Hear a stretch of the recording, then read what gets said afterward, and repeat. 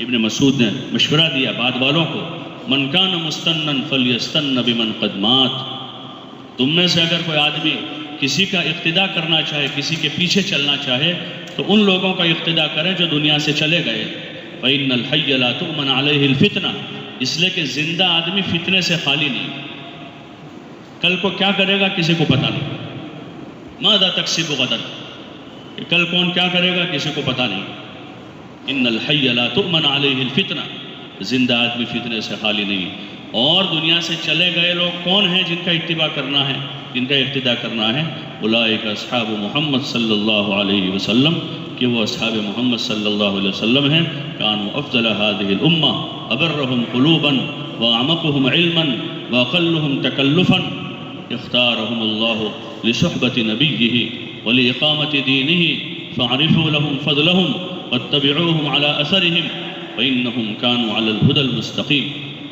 جو اصحاب محمد صلی اللہ علیہ وسلم ہیں وہ اس امت کے سب سے افضل لوگ تھے۔ كانوا افضل هذه الامة ابرهم قلوبا واعمقهم علما واقلهم تکلفا، کہ ان کے دل صاف تھے، یہ بڑی صفت ہے ان کے دل صاف ہیں، کفر سے، شرک سے، نفاق سے، حسد سے، کینے سے، بغض سے، عداوت سے، حب دنیا سے، حب جاہ سے، حب مال سے۔ ابرهم قلوبا، تو ان کے دل پاک صاف ہیں، واعمقهم علما، اور ان کا علم گہرا ہے، سطحی علم نہیں ہے، خالی گہرا علم رکھتے ہیں۔ واقلهم تکلفا، اور ان کی زندگیوں میں تکلف نہیں، کوئی بناوٹ نہیں ہے ان کے پاس، جو ہیں وہ ہیں، کوئی بناوٹ نہیں، جو ہیں وہ ظاہر کر رہے ہیں، بلکہ وہ جتنے درجے کے تھے اس سے بھی کم بتاتے تھے، ڈرتے تھے وہ اپنا درجہ، اپنا مرتبہ، حالانکہ ان کو سند ملی ہوئی تھی جنت کی سرٹیفکیٹ ملے ہوئے تھے، لیکن پھر بھی وہ ڈرتے تھے، روتے تھے، اللہ کے عذاب سے، قبر کے عذاب سے، آخرت کے حساب سے ڈرتے تھے، اس نے خاتمہ کی فکر میں رہتے تھے، اور جتنے وہ تھے اس سے کم بتاتے تھے۔ بھائی نہیں، ایسی بات نہیں ہے، صحابہ کی تعریف کوئی کرتا تھا کہ نہیں بھائی ایسی بات نہیں، مجھ سے بہتر فلاں ہے، مجھ سے بہتر فلاں ہے۔ ان کے پاس پوچھنے جاؤ مسئلہ جاؤ ابن عباس سے پوچھو، ان کے پاس جا کے ابن مسعود سے پوچھو، وہ مجھ سے بڑے عالم ہیں۔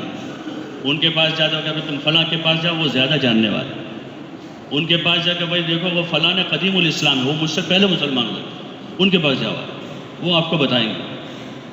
کہ جتنا تھا اس سے بھی کم بتا رہے ہیں۔ کوئی تکلف نہیں کر رہے، کوئی تصنع نہیں ہے کہ ہیں کچھ اور بتا کچھ رہا ہے، جتنا ہے اس سے بہت زیادہ بتا رہا ہے۔ غریب آدمی بھی مالداروں کی طرح دکھتا ہے کہ لوگوں کو پتہ چلے کہ ہمارے پاس بھی کچھ ہے، تو ایسا نہیں ہے، جو ہے وہ ہے، کوئی تکلف نہیں ہے، کوئی تصنع نہیں ہے، کوئی بناوٹ نہیں، نہ الفاظ میں نہ زندگی میں۔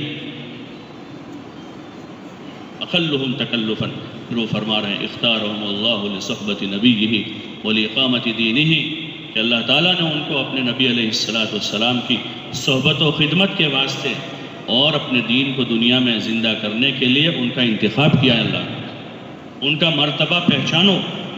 یہ فرما رہے ہیں کہ ان کا مرتبہ پہچانو، بڑا مرتبہ ہے ان کا۔ فاعرفوا لهم فضلهم واتبعوهم على اثرهم، اور ان کے قدم بقدم چلو۔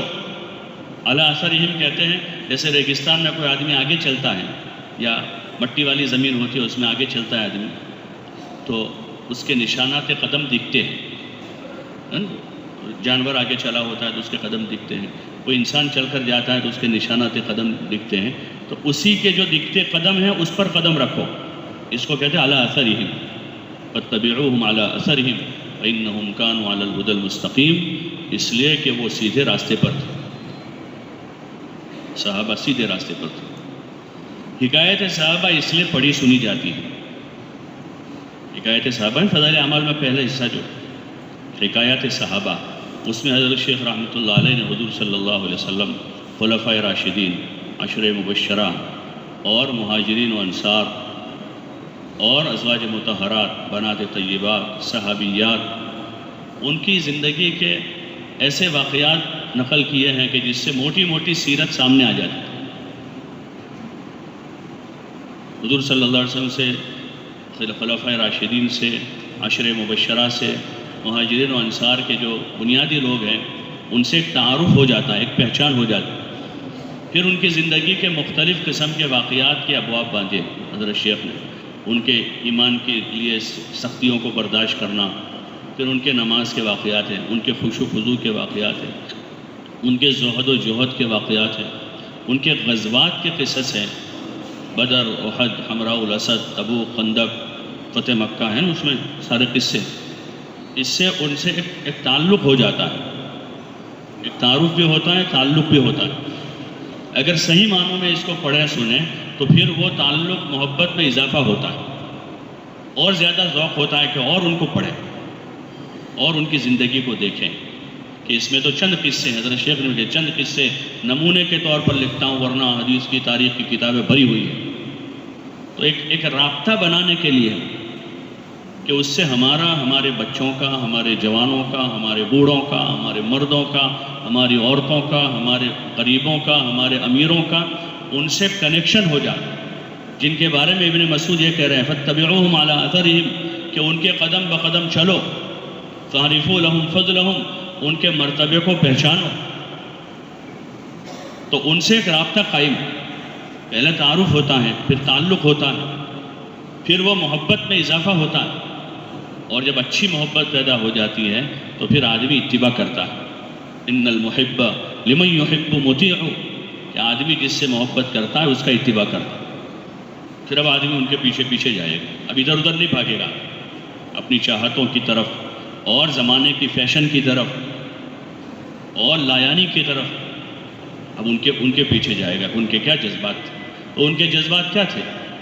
صبح شام اللہ کو راضی کرنے کا جذبہ، اللہ کی عبادت کا جذبہ،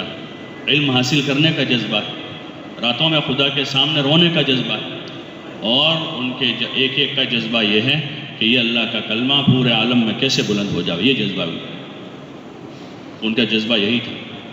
تو ان کے پاس نہ زیادہ اسباب تھے، نہ زیادہ دولت تھی، نہ کوئی حکومت تھی، لیکن ان کے اندر کا ایک جذبہ تھا کہ اللہ کا دین دنیا میں زندہ ہو جائے۔ تو اس جذبے کو لے کر وہ جی رہے تھے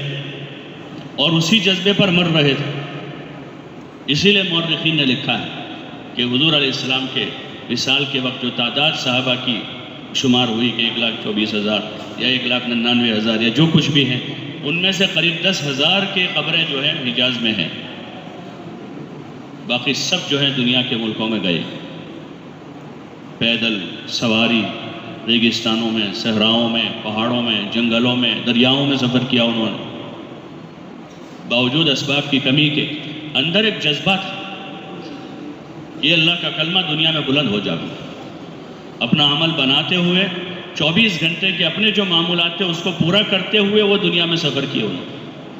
عمل سے کورے نہیں تھے، علم سے خالی نہیں تھے۔ وہ ابن مسعود شہادت دے رہے ہیں اعمقہم علما، کہ وہ علم کے اعتبار سے گہرے تھے اور عمل سے خالی نہیں تھے۔ ان کے دن رات جن لوگوں نے ان کو دیکھا وہ یہ کہتے تھے کانوا رہبانا فی اللیل و فرسانا فی النہار، کہ یہ رات کے راہب اور دن کے شہسوار